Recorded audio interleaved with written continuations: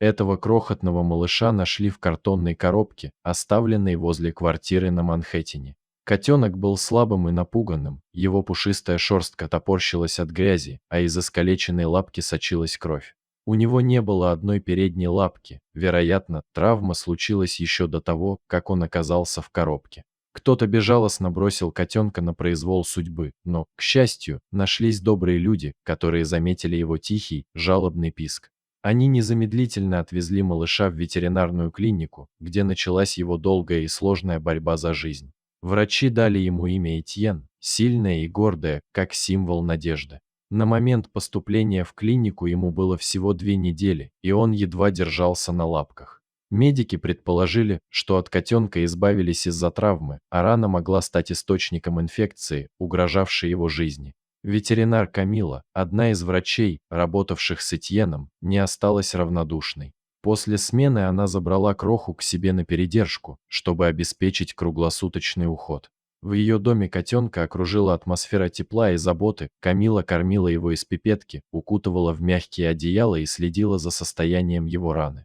Особую роль в восстановлении Этьена сыграла собака Камилы, добродушный лабрадор по имени Макс.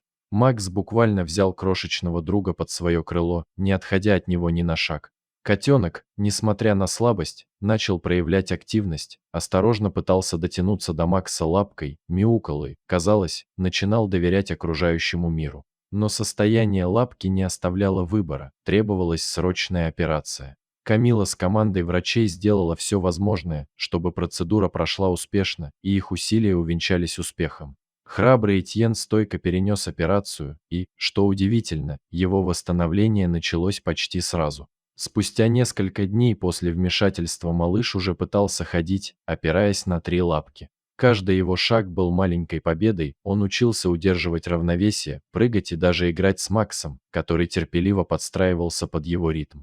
Через пару недель Этьен полностью преобразился. Его шерсть стала пушистой и блестящей, глаза светились радостью.